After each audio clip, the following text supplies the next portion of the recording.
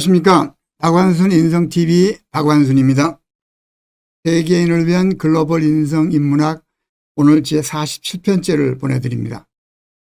인성 공식 5번째 기둥, 조직 문화의 특성 중에서 7가지 특성, 여러 번 여러분께 강조 말씀드렸죠. 그 중에서 오늘의 주제는 확장 본능이 있다입니다.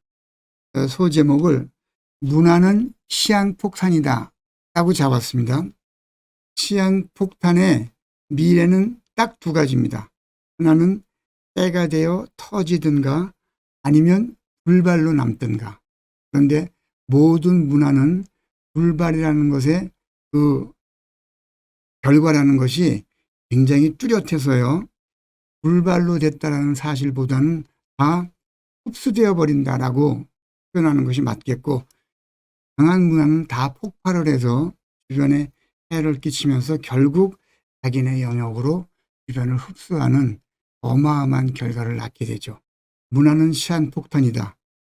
조직 문화의 특성 오늘 함께 보시죠. 전쟁은 왜 일어나는가? 시한폭탄이 나오니까 전쟁하고 바로 연결이 되죠. 전쟁이 일어나는 이유가 무엇이겠습니까? 인간의 공통 심리 중에서 여러분께 이미 설명을 드린 단어가 곧 나올 것이에요. 그리고 생존의 기본 뿌리가 이 단어랑 뿌리를 같이 하고요. 자기 발전의 원동력 역시 이 단어에서 나오고, 조직을 보호하기 위한 본능, 또 조직을 확장시키기 위한 본능, 이 모든 것들이 다 이 단어로부터 퍼져 나온 어떤 생각의 결과라고 제가 표현을 한다면 혹시 상상이 가십니까? 인간의 공통심리, 생존의 기본 뿌리, 자기 발전의 원동력, 조직의 보호 본능, 조직의 확장 본능의 뿌리가 무엇인지, 그 뿌리는 의심한다입니다. 의심하기 때문에 남에게 속지 않으려고 신중을 기하고, 의심하기 때문에 대비를 하게 되고, 생존의 기본 뿌리도 역시 마찬가지입니다. 내가 나보다 힘이 세다라고 생각이 들어서 저 힘센 사람이 나를 해코지하지 않을까라는 의심 때문에 방어 본능이 생기고 거기에 대비를 하게 되죠. 자기 발전의 원동력 역시도 내가 이래서 되는가 스스로에게 질문을 던지고 자기 개발에 힘을 쓰고, 조직을 보호하기 위해서 리더가 경계를 그리고 국방을 탄탄히 하려는 것은 기본적으로 의심이 배경이 된 사고 행태이고요. 조직의 확장 본능 역시도 의심의 뿌리를 둔다. 그 말은 꼭 기억을 하시면 좋겠어요. 의심한다가 결코 나쁜 의미와 나쁜 사고 체계가 아닙니다. 이것이 없으면 주변에 일어나는 환경에 적응할 수 있는 기본 능력을 상실하게 되는 것이에요. 요 감지의 눈으로서 상대방이 어떤 존재인가 물음표를 가지고, 또 상대방이 이렇구나 라고 느낌을 가져서 내 다음 행동을 결정하게 되는 기본 정신 체계가 의심한다입니다. 전쟁이 일어나는 원인 의심입니다. 전쟁이란 타인의 행동과 상황을 자신의 판단 기준으로 지레짐작하여 위협을 느끼거나 약점을 발견하여 벌이는 방어 혹은 확장 본능 행위입니다. 간단히 예를 들어 보십시다. 국경선을 마주하고 있는 옆에 나라가 있는데, 옆에 나라의 사람들 얘기를 들어보니까 계속 거기서 무기를 만들어, 그리고 또 주변국으로부터 사람을 데려다가 자기네 군대를 키워. 그 얘기를 들은 이쪽 나라의 지도자는 무슨 생각을 하겠습니까? 저들이 힘을 키워서 우리를 침범하려는 게 아닌가라는 의심을 하게 되죠. 그 의심의 바탕에는 우리를 지켜야 한다는 생각 때문에 우리도 무기를 만들고 힘을 기르자라고 하는 보호 본능이 발현하게 된단 말입니다. 그런데 또 옆에 있는 나라의 국민들 생활을 이렇게 살펴보니 마약에 찌들고 술에 찌들고 그냥 술에 쪄들어 가지고 사람들이 전혀 생활에 의지가 없다. 이런 세월이 몇십 년이 계속됐다고 하는 정보를 얻게 되면 이쪽 지도자들은 아, 이 나라가 완전히 망해가는 나라구나. 이 나라를 우리가 정복을 해서 우리 국민들을 거기 보냄으로써 조금 더 국토를 넓히고 잘 살 수 있겠구나라고 우리가 지레 짐작을 할 수가 있단 말입니다. 그 지레 짐작으로 나온 판단의 결과로서 그들을 우리가 침범하려는 의욕도 생기고 상대방의 강해짐을 두려워해서 우리의 국방을 튼튼히 하는 방어 본능도 생긴단 말입니다. 전쟁은 이 의심의 결과로 나온 두 가지 행태 중에 하나예요. 방어 전쟁을 하느냐, 공격 전쟁을 하느냐. 전쟁이 일어나는 이유 한마디로 정리한다 그러면 의심입니다. 의심.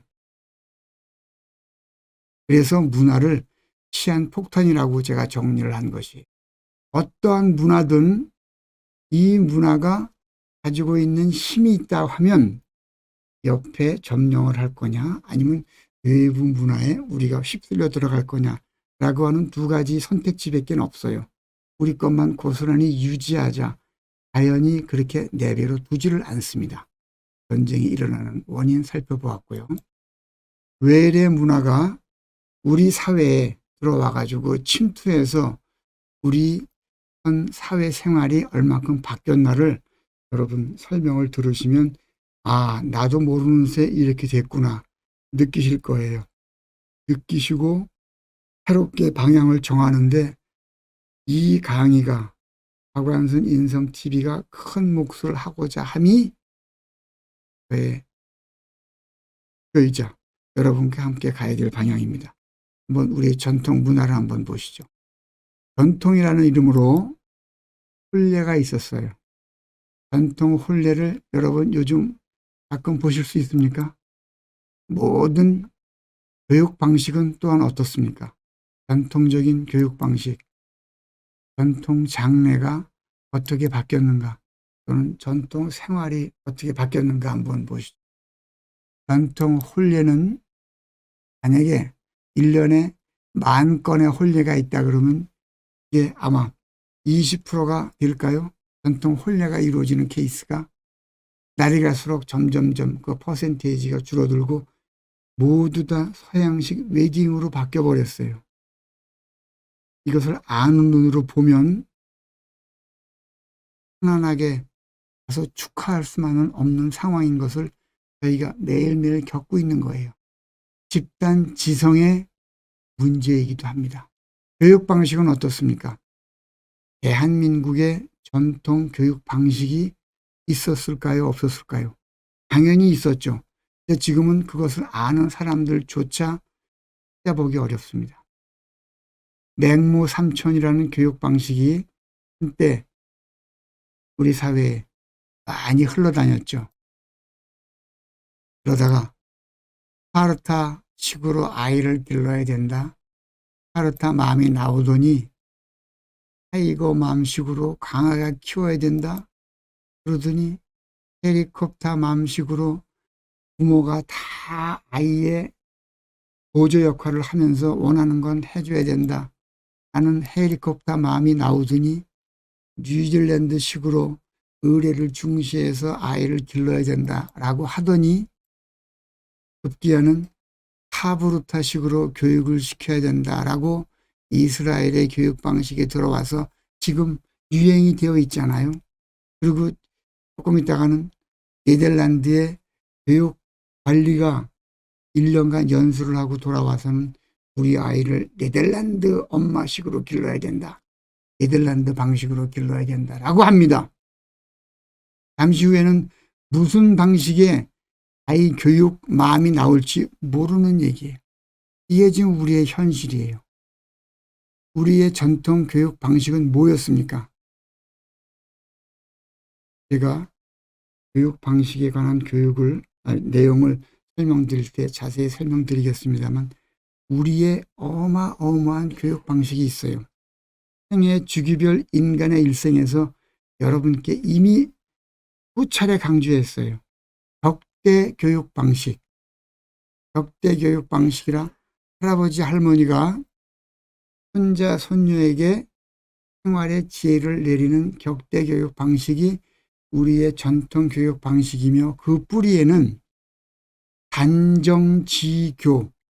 단정지교라는 매정하게 교육을 하는 시간 동안은 내 자식이라도 평하게 그 아이를 길러야 한다는 단정지교의 교육 방식이 격대 교육과 어우러져서 맥을 이어왔던 거예요. 수백 년간 조상들이 해온 우리의 교육 방식이에요. 단정지교와 격대 교육. 그 단어조차 지금 찾아보기 쉽지 않아요. 이런 것들 때문에 맹모삼천, 스파르타, 하브루타, 고요 외래 문화가 우리 전통 교육 방식을 잠식한 대표적인 예입니다. 한번 다시 생각해 보셔야 합니다. 박완순 인성TV에 관심을 가지고 있는 백인공사예요. 장례 문화는 어떻습니까? 전통 장례. 요즘 장례식장 가보세요. 다 검은 상복을 입었어요. 그리고 국화꽃을 하나씩 그분께 드리고 가서 절도 잘 안 해요. 요즘은 목례 조문을 해요. 절이라는 것이 무엇입니까? 사자에 대하여 내 몸 모든 마디마디를 다 꺾어서 존경의 뜻을 표하고 도의를 표한다는 의미로 보내는 동작이 절임에도 불구하고 요즘은 이 절 자체가 없어지고 있는 현상이에요. 그래서 목례 까딱하고 조문했다라고 합니다. 절의 의미를 아시고 조문의 의미를 제대로 아신다 하면 그건 반드시 우리가 한번 짚어봐야 될 현상입니다.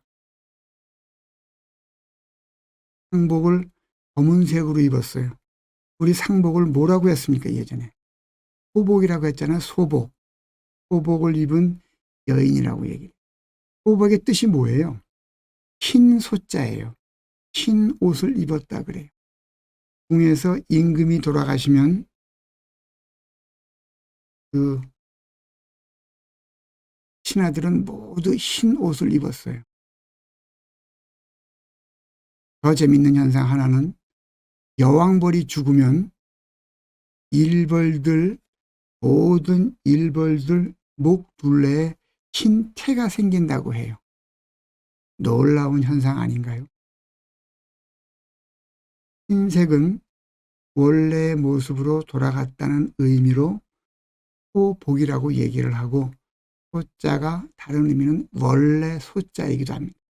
원래 그런 색이 흰색이었다. 그래서 흰색을 입는 건데 모두 검은 상복이 보여. 왜 이렇게 됐습니까? 유럽에서 패스트가 돌았을 때 패스트를 막을 방법이 없어. 그러니 그 위정자들이 패스트가 검은색을 무서워해서 오지 않는다. 그래가지고 돌아가신 분들을 치우면서 검은색을 입고 했던 그 문화가 미국으로 건너와서 일본을 통해서 한국에 들어와서 지금 모든 사람이 뜻도 모르고 검은색을 입고 있지 않습니까? 외래 문화가 침투해서 우리 문화를 완전히 소멸시킨 현상이에요. 이거 뒤에 찾아야만 됩니다. 누가?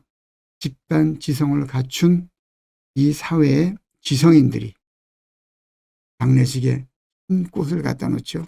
우리 선조들은 장례식 때 절대 절화를 쓰지 않았어요. 절화라는 것은 생명이 잘린 꽃이란 뜻이에요. 국화 다 잘려서 오잖아요. 죽은 꽃을 다시 또 존경을 표한다고, 경의를 표한다고 갖다 놓지. 우리 조상들은 지화를 썼어요. 지화. 동이꽃을 썼으며 장례식 끝난 후 지화를 불태워서 그들의 혼이 이것과 함께 좋은 곳으로 가라라는 의미를 썼던 거예요. 한번 생각해 보시죠. 우리의 전통 장례를 망가뜨리고 이렇게 하는 것이 맞는지. 생활 속에서는요, 생일 축하, 생일 축하합니다. 꽃갈 모자 쓰고 노래 부르잖아요. 우리 예전에 뭐 했어요? 떡을 먹었잖아요. 떡을. 생일 축하에 어른이 덕담 내리고 덕담에 대한 답을 아이들이 하면서 지혜를 전달하는 계기로 삼았단 말입니다. 요즘은 다 외국 노래를 가사를 바꿔서 생일 축하 곡으로 쓰고 있죠. 한번 생각해 보시죠. 인사말 왜 그랬는지는 모르겠으나 좋은 아침, 좋은 아침, 이게 어디에서 온 인사말이에요? 생각해로는 영어에 굿모닝을 바꿔서 좋은 아침, 좋은 아침 그러는 것 같은데, 인사의 뜻을 모르면 이런 아주 가벼운 외래 문화에도 우리 고유의 전통 인사말조차 무너지는 겁니다. 어떤 인사말이 올바른 것인지 다시 한번 설명드릴 기회가 올 것입니다. 주거 형태 다 바뀌었죠. 우리의 전통 온돌이 다 사라져 버렸죠. 악수 왜 하는 거예요? 악수는 전쟁 문화가 만들어낸 생활 양태예요. 내가 너를 죽일 칼이나 총을 손에 들고 있지 않다는 것을 보여주기 위해서 상대방에게 손을 내밀고 상대방한테 같은 논리로 네 손을 나한테 보여줘라 해서 나온 행위가 악수란 말입니다. 우리 조상들은 만나서 악수 안 했어요. 정중하게 허리를 숙여서 이해를 표했단 말입니다.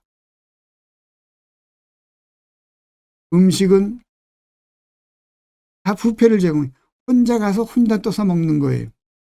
이 서비스가 무엇인지를, 그리고 고객이 무엇인지를 뜻을 제대로 아신다 그러면 뷔페 제공을 받는 것이 대접받는 것인가 한번 생각해 보실 생활 속 행태예요. 그리고 여러분 하나 더 첨언한다 그러면 다 술 마시면서 건배하죠. 건배의 의미가 뭡니까? 이거 역시도 전쟁통에서 나온 생활 형태예요. 많은 경우에 술에다 독을 타서 상대방을 암살했기 때문에 술을 권하거나 받거나 할 때 내 잔에는 독이 들어있지 않다.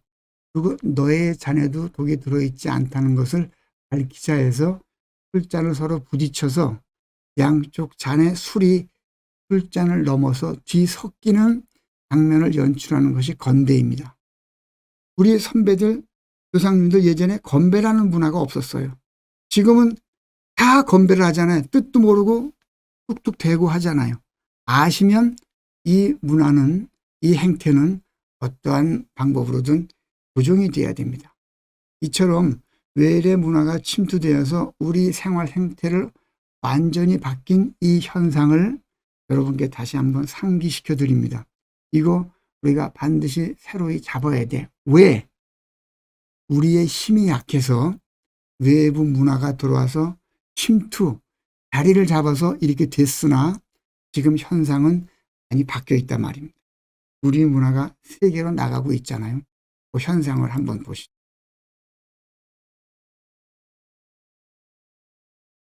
외래 문화가 침투하면 왜 위험한가를 잠깐 보시면, 외래 문화, 다른 나라의 어떠한 문화든 그 형성 과정에는 시대적 배경과 그것을 형성했던 주인공들이 서로 가졌던 사회적 공감대가 존재해요.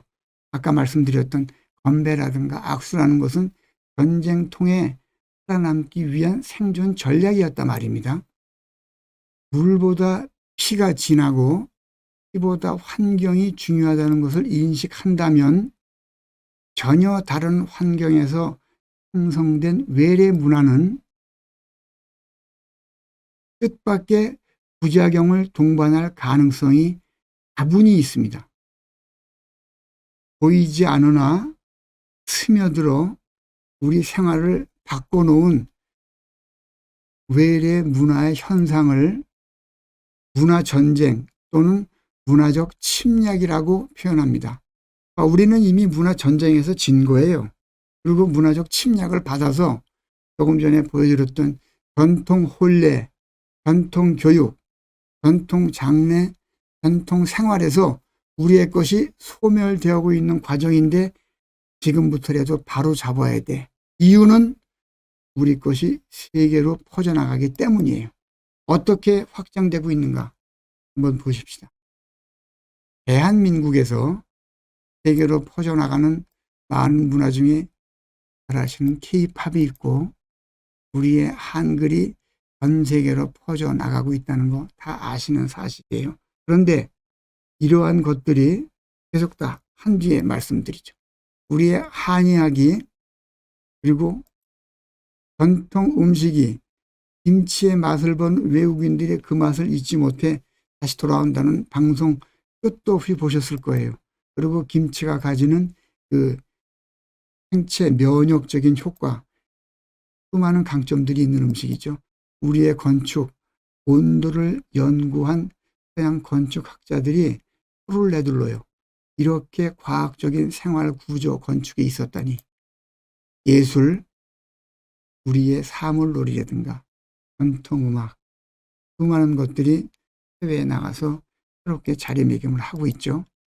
그리고 여러분과 함께 지금 글로벌 인성 인문학이라고 이름 지어서 세계에 퍼뜨리고자 뿌리를 내리고 있는 인성 인문학, 그리고 우리 선조들이 만들어 놓은 문자학의 근간을 완벽하게 새롭게 흔들 여러분께 공개적으로 아직 말씀은 못 드리지만 제가 이 박완순 인성TV를 통해서 간간히 소개했던 문자 해설 중에는 우리 전통 문자학의 뿌리에서 따온 것들이 여러 개가 있습니다. 이 문자학에 관한 얘기는 전문가의 입을 통해서 여러분께 새롭게 전할 것이고 이 문자학은 곧 전 세계의 문화의 뿌리를 완전히 새롭게 해내서 우리의 것으로부터 유래되었다는 것을 밝힐 대표적인 획기적인 대한민국의 문화로서 여러분께 새롭게 자리매김 또는 소개가 될 것입니다. 이와 같은 대한민국이 전 세계를 향해서 현재 퍼뜨리고 있는 K-팝, 한글, 전통음식, 건축, 예술, 인성인문학, 한의학, 문자학 이런 것들을 전할 주인공인 문화의 전달자가 어떠한 생각을 가지고 지금 현상을 바라보면서 그들에게 적극적으로 전파작용을 해야 되는가. 거기에는 자존심, 자긍심 그리고 자부심을 가지고 대한민국을 세계에 알리는 전도서 역할을 하셔야 돼요. 이 자존, 자긍, 자부심을 체계적으로 전달함과 동시에 세계인들한테 알리고자 하는 목표로 진행되는 것이 박완순 인성TV이고 글로벌 인성인문학입니다. 여러분이 함께 하셔야 됩니다. 전통문화 확장 형상은 앞으로도 끝없이 어마어마한 속도로 전파가 될 것입니다. 제47편 확장 본능의 문화의 확장 본능 결론입니다.